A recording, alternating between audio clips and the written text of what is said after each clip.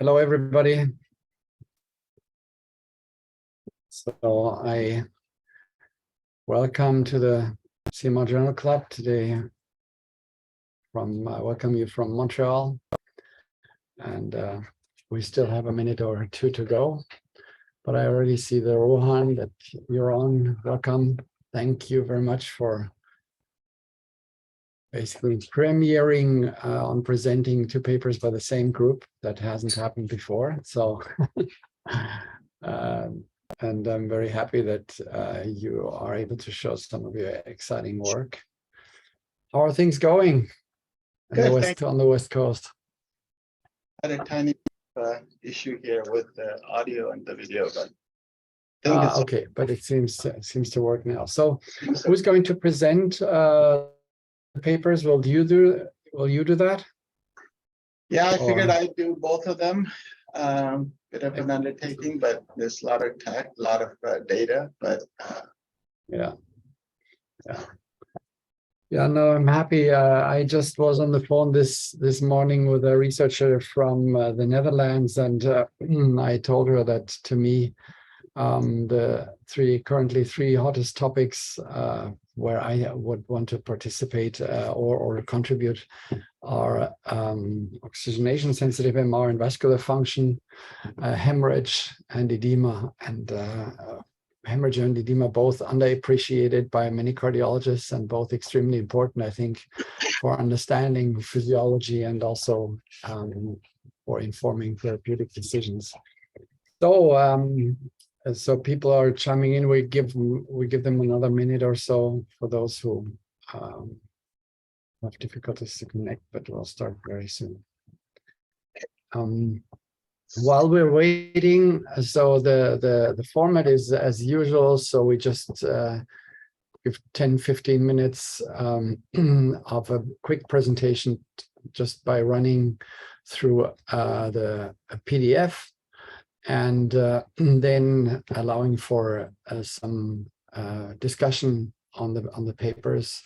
The meeting is recorded and can be later also for those who cannot attend. We have typically people from Asia who find that very useful. They download the recording later. And yeah, so, and I see a couple of known faces. Hi, Rebecca. Rebecca, whenever I see your face, I have to think of your legendary review on viability many years ago from London, Ontario. Hi, Chetan.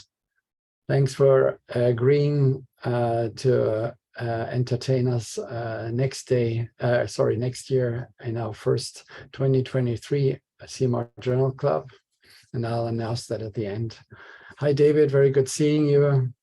Hey, so there are a couple of well-known names here.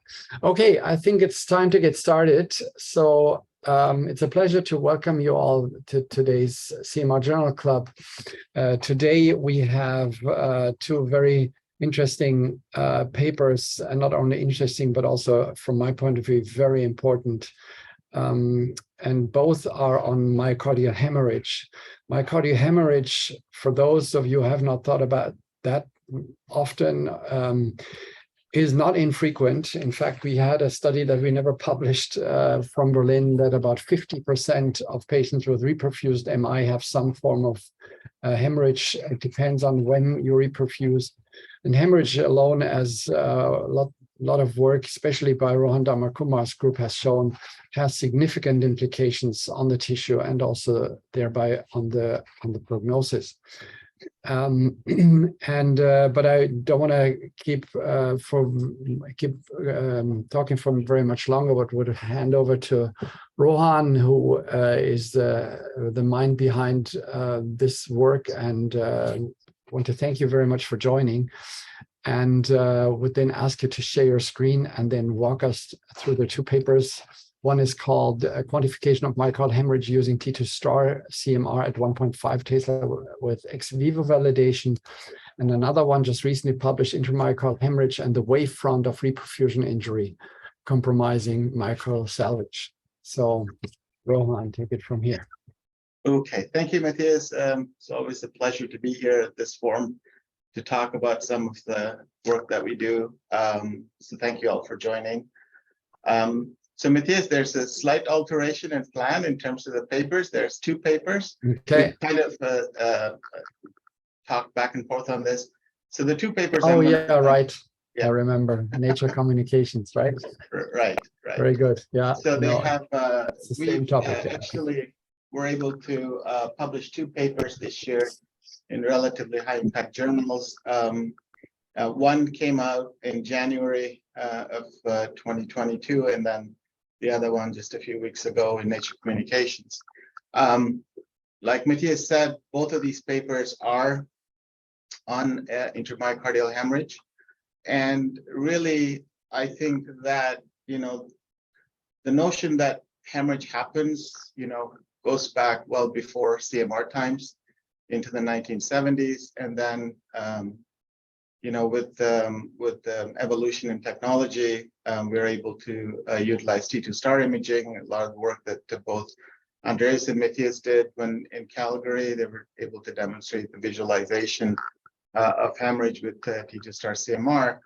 But then there was a host of papers that came out that implicated, prognostics depending on whether an infarct was hemorrhagic or not. But all along, we've always felt that hemorrhage is not a good thing.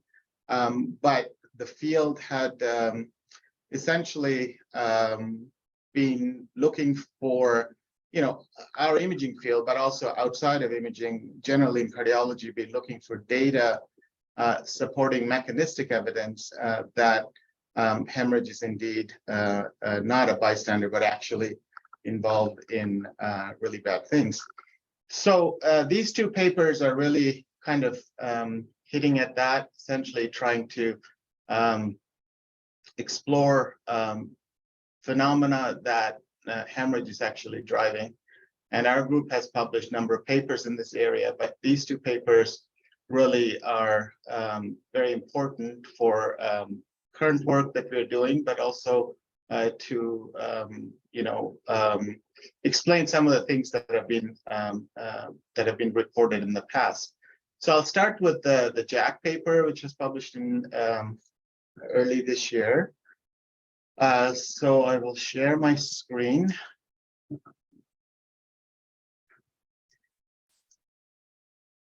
Can you see my screen? Yes, we can see it. Okay, great. Let me just try and figure. So many of you are probably familiar with the wavefront hypothesis of Reimer and Jennings, which shows that with ischemia you have essentially. Hold on, sorry, Rohan, you're sharing a screen, but I'm afraid it's not the one you want to share, the monitor, because we also see a file or folder and a reminder from probably Outlook. Yeah, I think that's, yeah. So we now see your desktop, but you may want to share the other screen, or if you have another monitor. Yeah, I think this is the issue. Yeah, or you open it on that, or you open it on this screen. Yeah, I think this is the problem. Give me 1 second. I have it on my other screen. Yeah, if you unscreen and then select another window to share. Yeah, I'm going to. Sorry about this. Give me a second, Matthias. Just going to just stop sharing and then share and select another window to share it.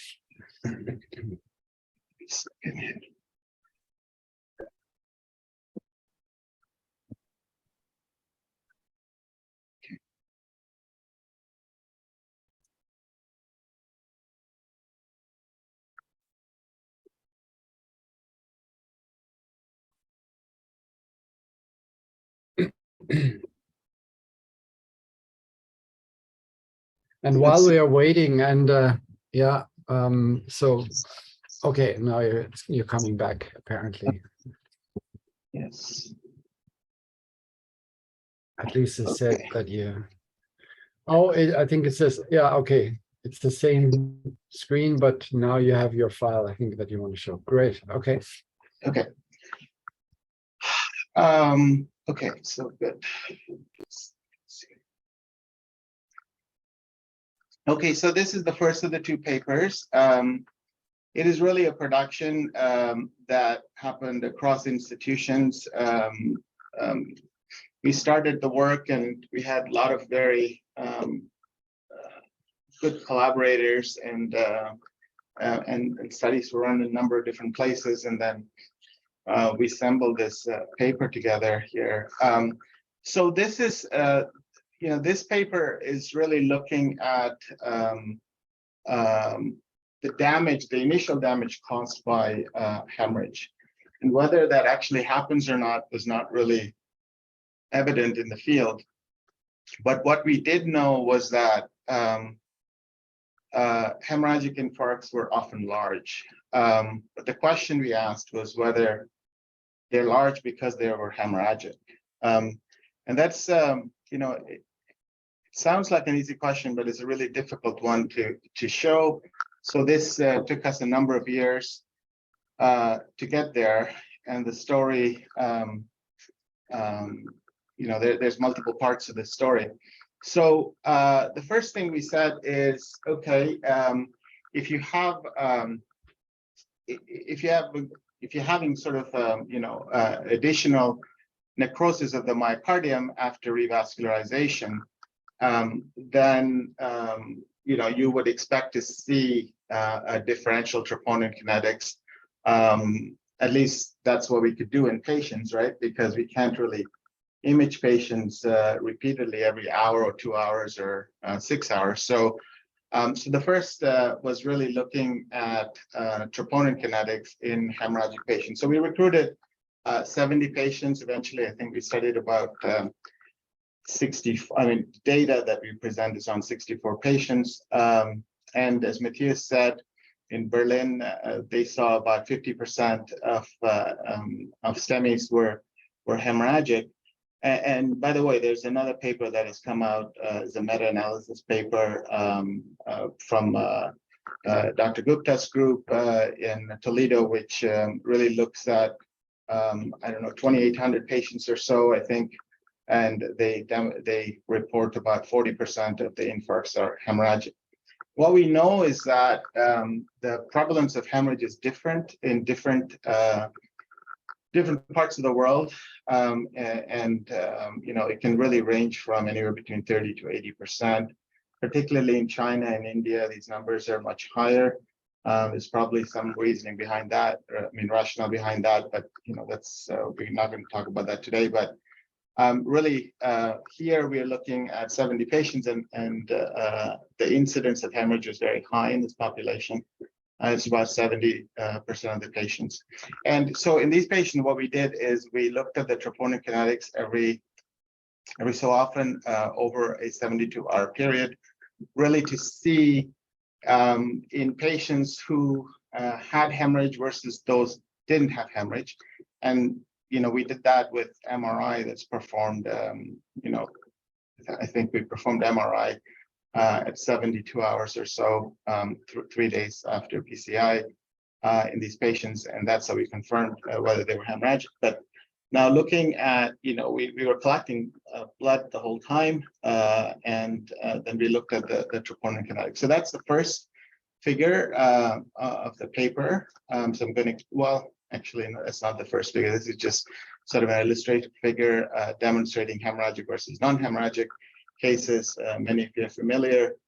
You see lots of infarcts with LGE, and this is just showing representative cases from basal, mid, and apical sections.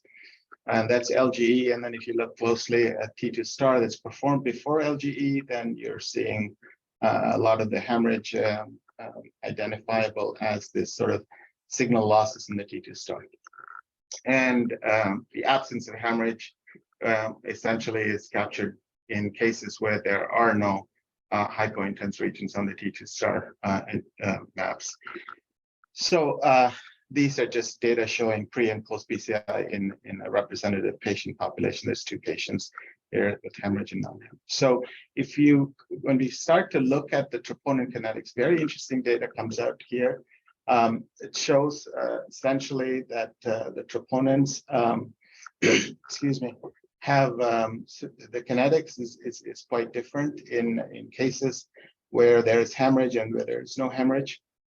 In cases where there is hemorrhage, what we see is that the troponin values rise really fast and then fall over a 7-day period, peaking relatively quickly. And then in cases where there is no hemorrhage, the peak is much later and then also falls off over a 7-day period, suggesting that there is damage that is ongoing that can be captured with troponin, and that's what we show. And then when you look at this patient population and you follow them up for up to 6 months, and you look at their scar size, they're also very different between cases with hemorrhage and non-hemorrhage. It's almost twofold difference here in infarct size, and that's been reported in the past. So the new data here really is about the differential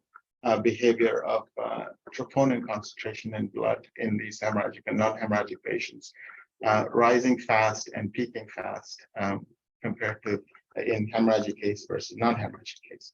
So the next figure, so that's really much of the patient data.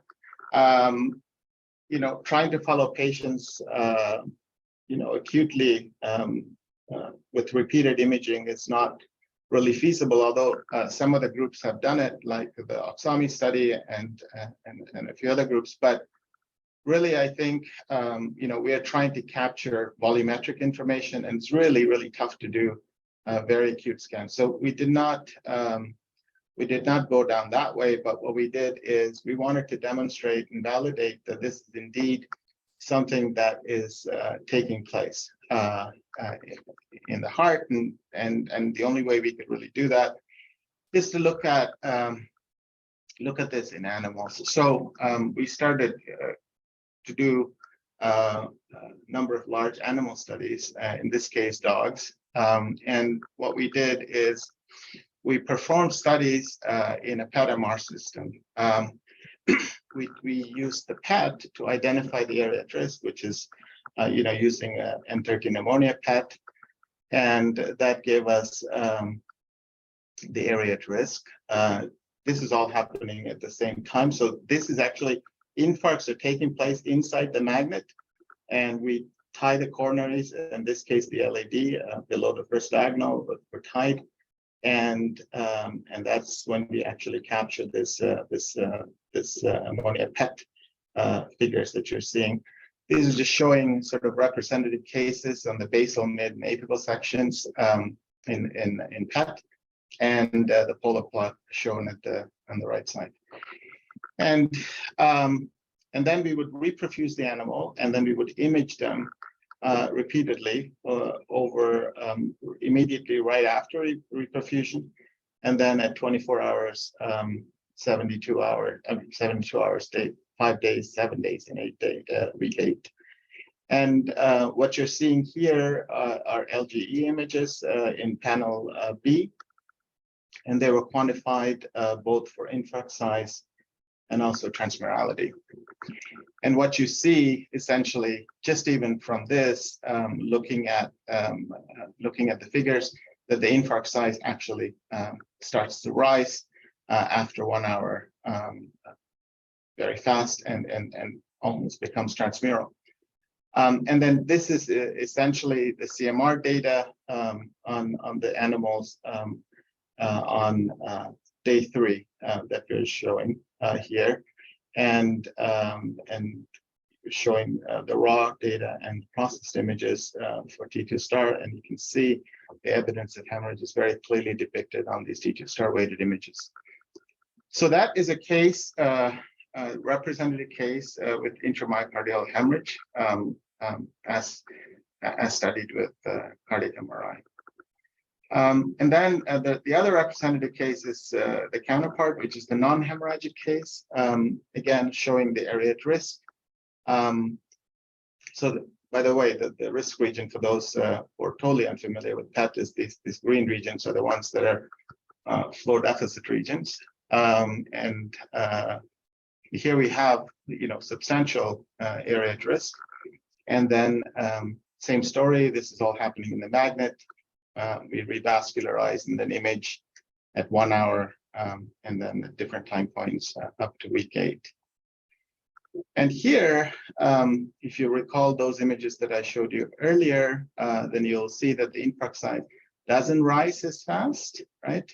And then the transmurality is also lagging behind, and it doesn't really reach the levels that we see with hemorrhagic MI. And there's absence of T2 star signal losses here as well on the T2 star CMR for this representative case. So when you look at the collective data here, this is all in 25 animals, I believe 15 or so had hemorrhage, and then the others didn't. And one thing we had to do, the reason we did the PET scans is to really ensure that we can normalize for area at risk. And that's important because if you have different area at risk, that's going to really cause some issues. So we normalized the MI size as determined from MR with LGE to the area at risk assessed while the coronaries were occluded. And they were actually measured directly right before the release of the occlusion inside the magnet. And so so here you're seeing sort of the MI size normalized to the area at risk and its evolution over time. And one thing that is very evident is that between day 1 and first hour after reperfusion and 24 hours or 48 hours, there's a marked increase in MI size relative to the area at risk in hemorrhagic infarct, which is also observed slightly, mind you, on non-hemorrhagic MI, but is not as big as it is in the case of hemorrhagic MI. So this is sort of easier plots to see on panel C. And one thing that we were fortunate with the model that we created is that the area at risk, even if you just looked at it without infarct size, they were both relatively similar and statistically not different. Anyways, what was remarkable is that, when you look at the scar size at week 8, there is a marked difference between the infarct size at week 8 in hemorrhagic case versus non-hemorrhagic infarcts. And this is very similar to what we see in patients, right? And that's the initial data that I showed you in figure 2. Now, moving forward, we looked at other metrics and assessments to see how things were behaving and how fast these changes were taking place. And very busy figure here, but really what it says is that the early phase, the early 48 to 24 to 48 hours is really critical in terms of infarct size evolution in the presence of hemorrhage. And that's really what is shown on panel B, which shows that the rate of increase in infarct size normalized to area at risk is really fast in the case of hemorrhagic infarcts, and that's not observed as much in non-hemorrhagic infarcts. And this is looking at transmurality. So that was really kind of looking at infarct size, and here we're looking at transmurality. And so very much the same thing. And the transmurally, this infarct expands transmurally. So, as I was starting to talk about Reimer-Jennings hypothesis of wavefront hypothesis, which is what they called it, with the infarcts, starting from the subendocardium and spreading out into the epicardium with, prolongation of ischemia.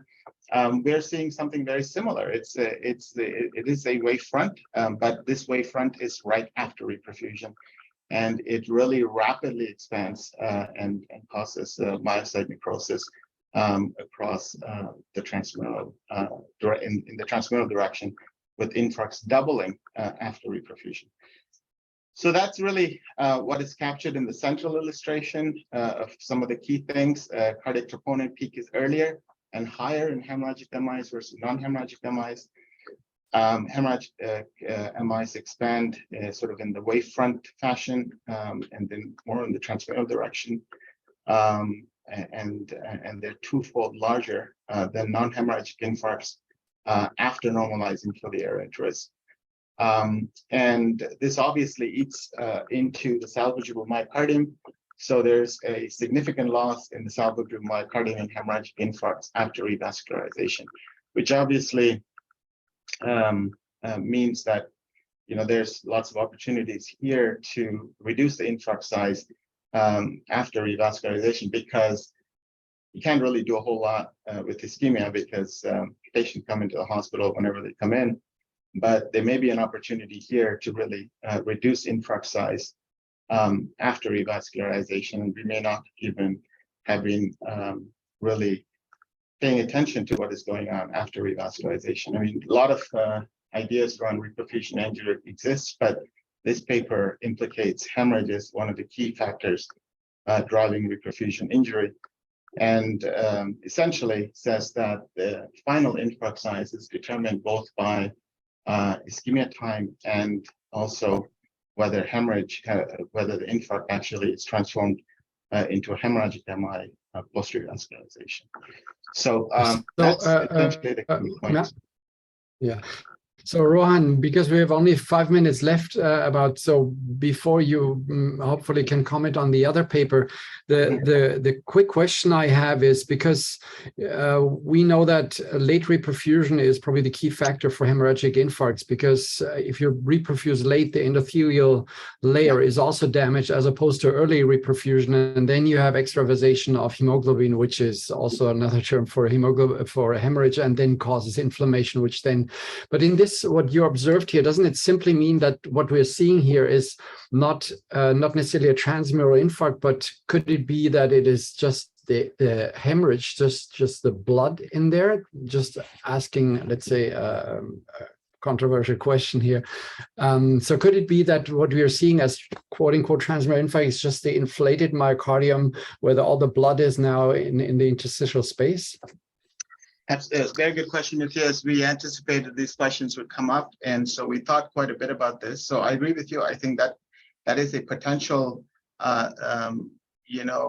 argument for what we're seeing. But what we show is the scar size at week 8 is twofold different. Yeah, absolutely.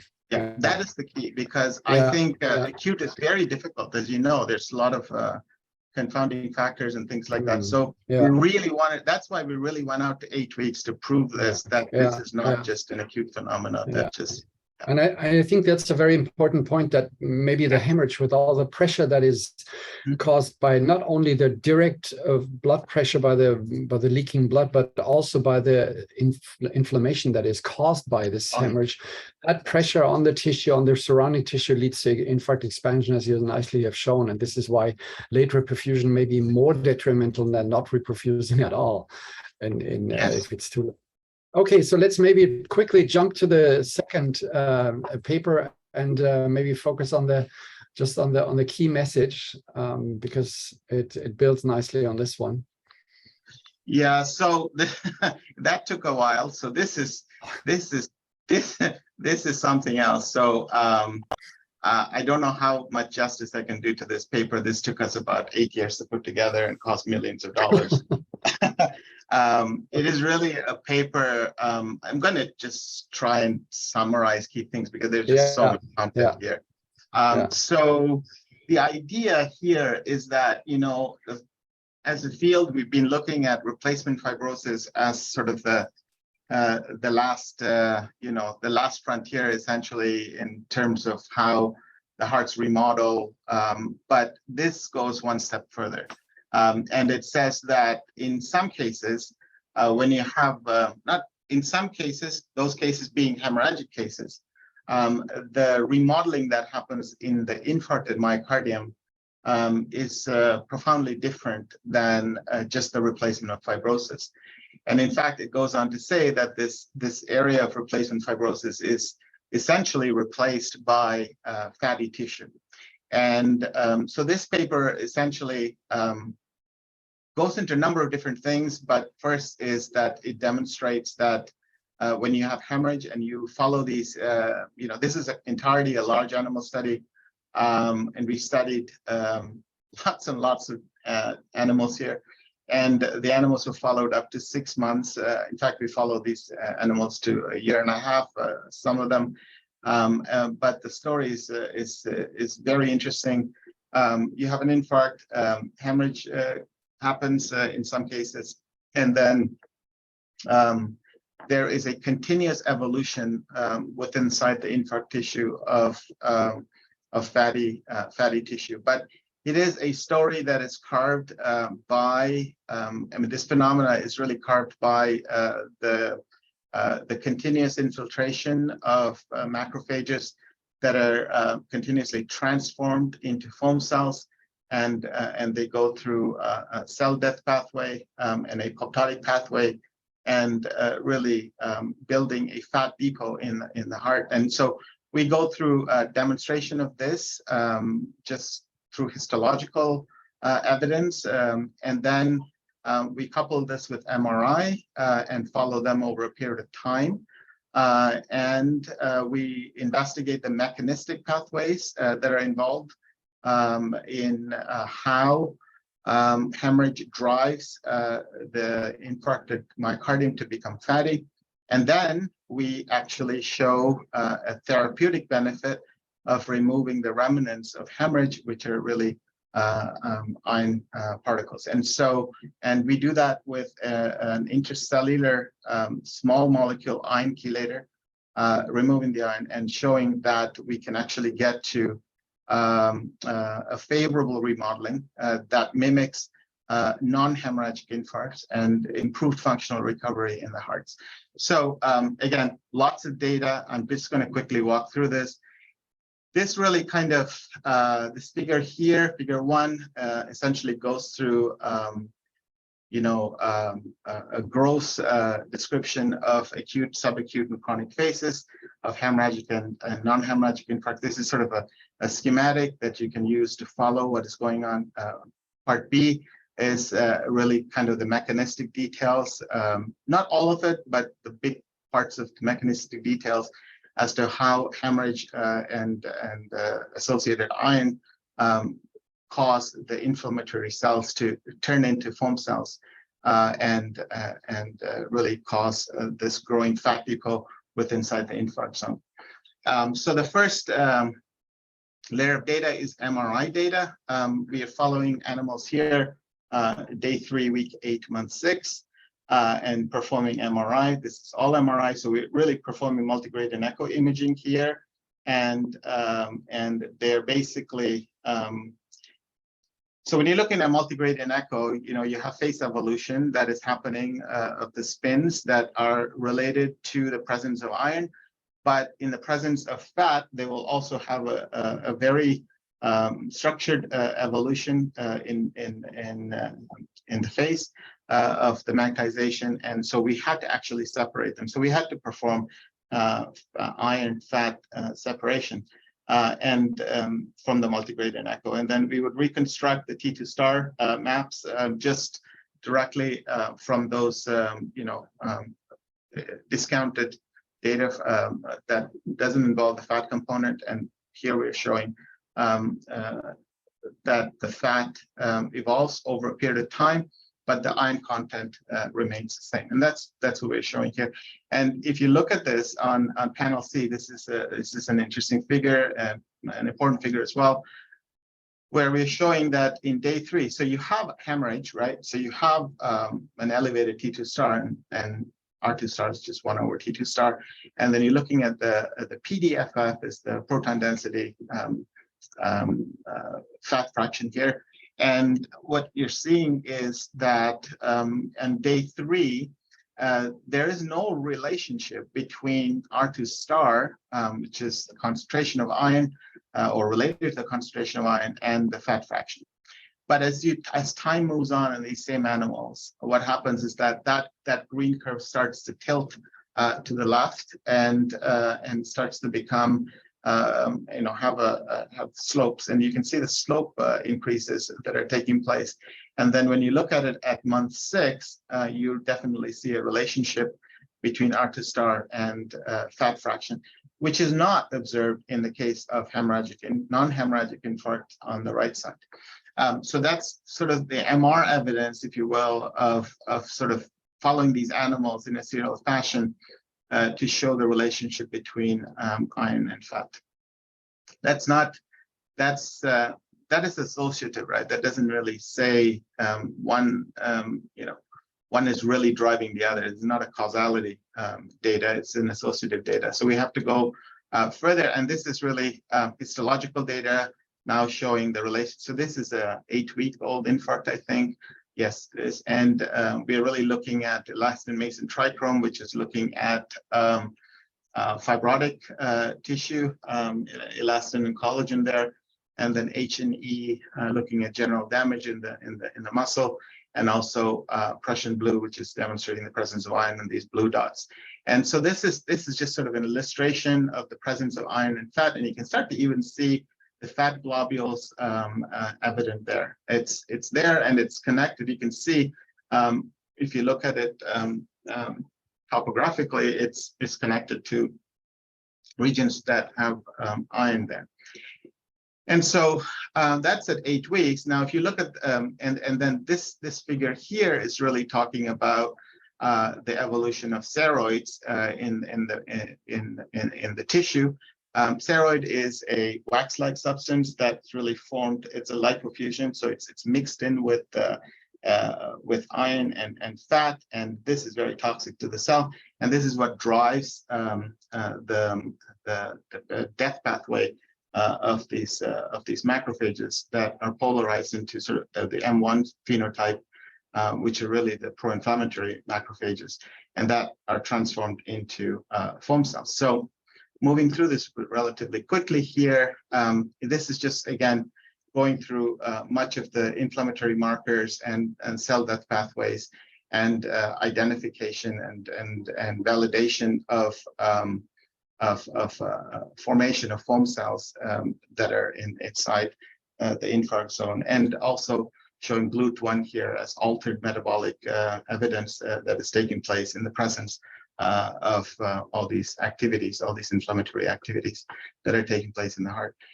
And this is histological data that are collected from infarcts at 6 months. And again, you can see this is elastin-Mason trichrome. The blue stains here are showing fibrosis, which obviously is expected at that phase 6 months after. And you can see a lot of fat infiltration that are taking place. And if you look at them very closely, they're also connected to the iron particles that are within inside the infarcts. And so this is showing, the idea of this figure essentially is to demonstrate that the amount of fat infiltration is time sensitive. 8 weeks, you see, as I mentioned earlier here, you have a few lipid droplets in there, but then once you go into 6 months, it's quite much here in terms of the fat that is actually getting deposited into the myocardium. So this is electron microscopy data. So we wanted to have multiple layers of evidence that this is going on, and this is a macrophage that has engulfed a lot of the iron particle, and this is basically these sort of hypointensities here. And this is essentially forming a spheroid with lipid particles in here. You can see the spheroid here. And this is essentially an iron image from dispersion spectroscopy. And this is additional spectroscopic evidence of the presence of iron inside cells, and also phospholipids. So then after that, we demonstrate mechanistic evidence on this lipid influx and into the macrophages. We show lots of evidence of various different markers that are involved in the uptake of of these lipids, but also uptake of iron. So that's what's really been shown here in the schematic, and this is the Western blots that we've generated looking at various different receptors and proteins on the macrophage foam cell level. And that's clearly demonstrating in cases of hemorrhagic infarction that there is a disruption in handling of lipids by the macrophages. This is now coming back and demonstrating that what happens if you actually do remove the iron. And so this is first layer of evidence on deferriperone therapy. This is the intracellular iron chelator I talked to you about earlier. And again, very extensive studies that were done with the deferriperone treatment being delivered to animals that were matched for infarct size and also iron content on day 3. So you can imagine how difficult of a study that would be, because we had to discount so many of the animals that had either small or too big of an infarct, and the mean infarct size in both of these groups are the same. And we started giving deferriperone therapy on day 3. The therapy went on for up to 8 weeks, and then we follow these. We're following these animals on day 3 and week 8, and these therapies are essentially delivered every day, 3 times a day. And here we're following again the iron and fat content. And here, this is sort of this is the data that captures what is actually taking place with respect to iron and fat in the animals that were treated or untreated for deferriperone matched to infarct size and hemorrhage volume. So at week 8, you can see that. So the left one is the iron content, and you can see that the iron content is significantly reduced in cases of hemorrhagic infarcts that received the deferriperone therapy versus that didn't. So that's essentially what is being shown here. And then and it remains relatively the same, because remember the deferriperone therapy stopped at 8 weeks, and the iron content remains constant in either case, with or without deferriperone therapy up to 8 weeks when we look at it at month 6. Now, if you look at the fat content in these infarcts at 8 weeks, you see that there is a slight difference in terms of the fat content between the treated and the untreated group, but it's not as noticeable as in the case in month 6. You can see a very marked difference in the fat in the treated group. So we're reducing iron, but we're also reducing fat. So this is now pointing to a causality that iron and fat are intimately related in terms of how fat evolves in the heart, at least within the infarct zone. Here, there are some interesting things here. You can see the fat content is down, but because the deferriperone therapy is stopped at 8 weeks, it still continues to evolve a little bit, and the fat content goes up a little bit more compared to week 8 and the month 6 animals. And then in infarcts that were not treated with deferriperone, you see a marked increase in fat infiltration, and these are you can look at this and say, well, compared to cases that were treated versus untreated, there's essentially a multifold difference in fat infiltration into the heart. So after that, we go into really looking at structural and functional. Rohan, Rohan, I'm terribly sorry, but we're already 50% over time. Try to wrap up, because we're already, our journal club is usually 30 minutes. We're already at 45 minutes, so I don't want to be rude, but just try to wrap up if possible, because I want to be respectful for everybody's time. Sure. I'm essentially that. I thought this was 1 hour, Matthias, so that's why I'm a bit. Okay. Yeah, so that's what I was worried about, that you because it's always just half an hour. So we're already over time. Yeah, I see. Okay, sorry about that. So anyways, the long story short is that we demonstrate that in cases we have deferriperone therapy, the functional recovery of the animals are significantly better versus if they didn't. So that's the wrap. So thank you. Sorry if I take too much. No, thank you very much. It's I think this is all.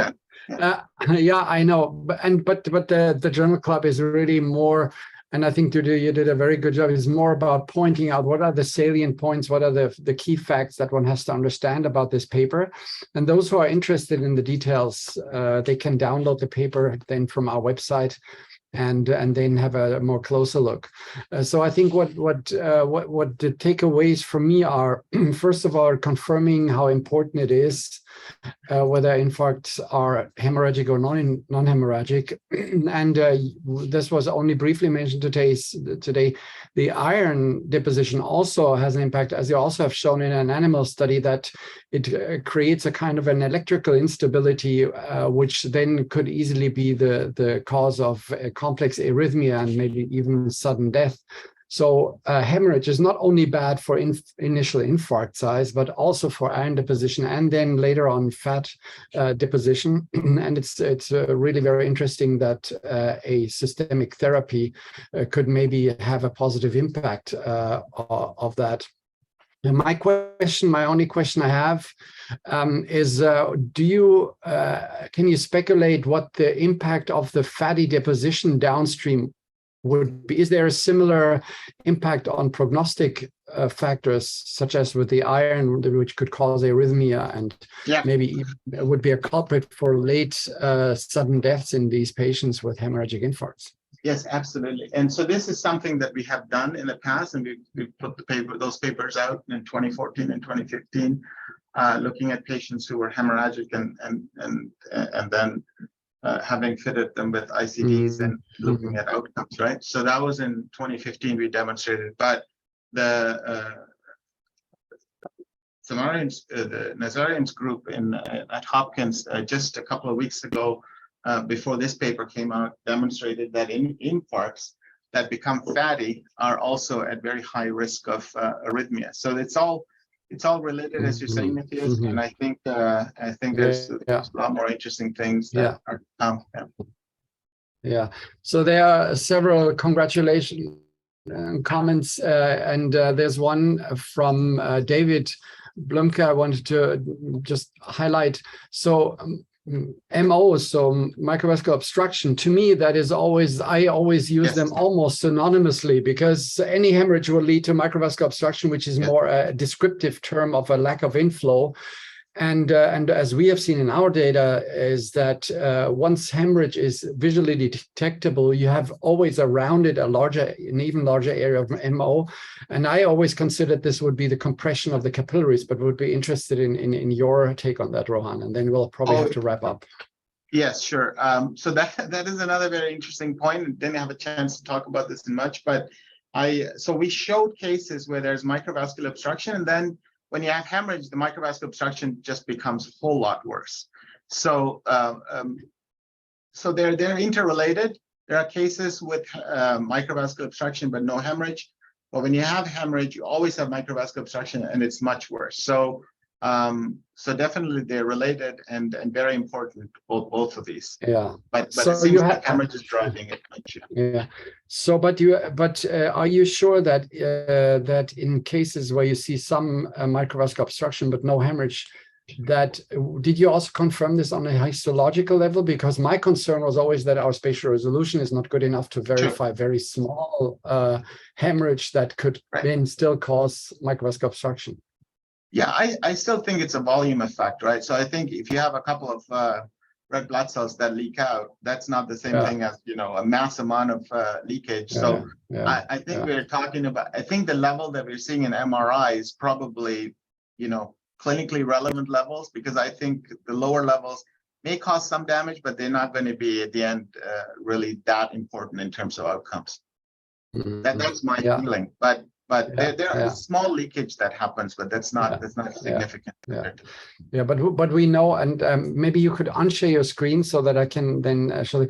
But let's keep in mind that even a small number of erythrocytes will cause a relatively significant inflammatory response. That's just what our body does.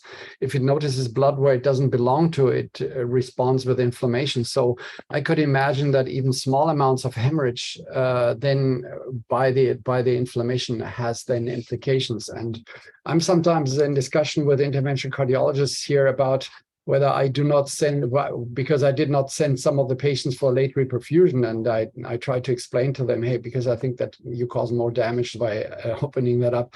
And the data are not, the clinical study data are also pointing to that, although a lot of studies actually are missing here. Okay, thank you so much, Rohan. I think this was very important, very interesting, and thanks for presenting that. And I apologize for the misunderstanding that our journal club is just always short, crisp, half an hour, 2 papers. But I think it was well worth it. So before I let everybody go, I want to just point to January, the next journal club, the first one in 2023. And this one will be focused on cardiomyopathies.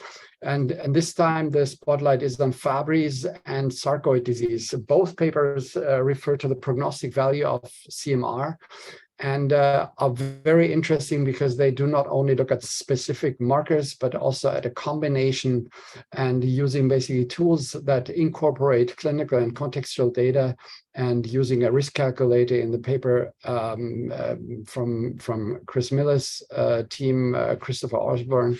And then Chetan Chenoy's group has looked at phenotypes, different phenotypes of sarcoid late GAD, and then the prognostic implications. So I think that will be also very interesting. And with that, I wish you all the best, and hope everybody will have a joyful and peaceful holiday season, whatever faith they are following, and will make use of the time to spend time with their families and disconnect for a while. So all the best, and stay tuned then for next year. And thanks again, Rohan, and everybody. Great, be well. Thank you. Thank you. Wish you all the same. Bye. Thank you.